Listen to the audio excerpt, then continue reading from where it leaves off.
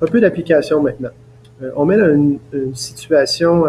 en situation ici une fonction quadratique qui décrit la trajectoire d'une balle ou d'un volant, d'un badminton, avec les informations suivantes. D'abord, la règle. Juste comme ça, on peut voir que le sommet est à 4 mètres de distance et 3 mètres de hauteur, HK, donc 4 mètres ici, 3 mètres, puisqu'on a la forme canonique. Et moins 1/8, ben, la parabole est orientée vers le bas puisque le paramètre A est négatif. Donc, ça fait tout à fait du sens que ça monte et que ça redescende. On donne comme information supplémentaire que la balle frappe le mur à une hauteur de 2,28 mètres.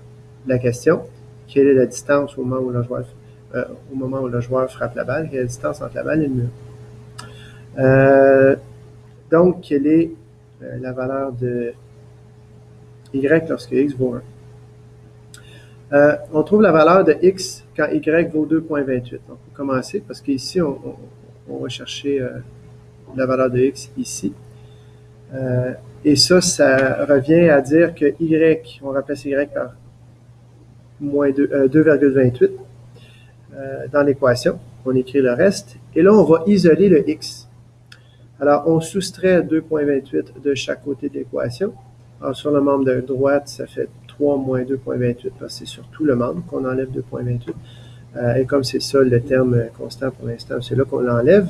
Ce qui nous donne 0 à gauche, parce que 2,28 moins 2,28, ça donne 0. Et ça revient à effectuer une translation de moins 2,28 à la parabole vers le bas, ce qui va ramener ces deux branches à 0. On aurait donc la parabole qui ferait ça ici, donc quelque chose comme ça, en fait.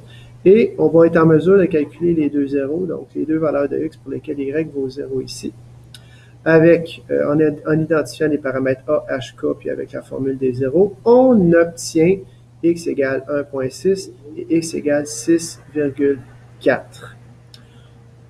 Or, on sait que 1,6, c'est à gauche de l'axe de symétrie, puisque l'axe de symétrie passe par le sommet dont le H est 4. Ça veut dire que ça, c'est ici. On sait qu'on n'est pas au mur à ce moment-là. On va donc chercher la valeur qui est à droite de l'axe de symétrie. Et ça, c'est le bon sens qui nous dit. Et c'est pour ça qu'on va rejeter la valeur 1,6 et qu'on va conserver la seconde qui est 6,4. Je rappelle que c'est plus ou moins, une racine carrée a toujours un positif et un négatif de son radicande. Alors, il faut toujours utiliser son jugement lorsqu'on décide laquelle des deux, ou si on garde aussi les deux solutions lorsqu'on va chercher les zéros.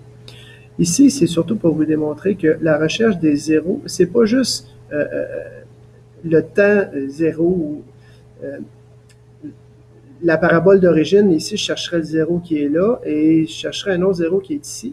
Mais le fait de rentrer le y 2,28 à la place de la variable y et de le soustraire ensuite, il faut comprendre que ça effectue une translation vers le bas de la parabole, ce qui ramène maintenant la valeur recherchée pour le y à 0. Puis à partir de ce moment-là, on utilise nos connaissances pour trouver les zéros de cette nouvelle parabole qui a été translatée vers le bas, parce que la nouvelle parabole, ben, son K est 0,72, alors qu'au départ, c'était 3. Alors, en espérant que ça vous éclaircisse, ça vous permette de mieux comprendre l'application pour les problèmes.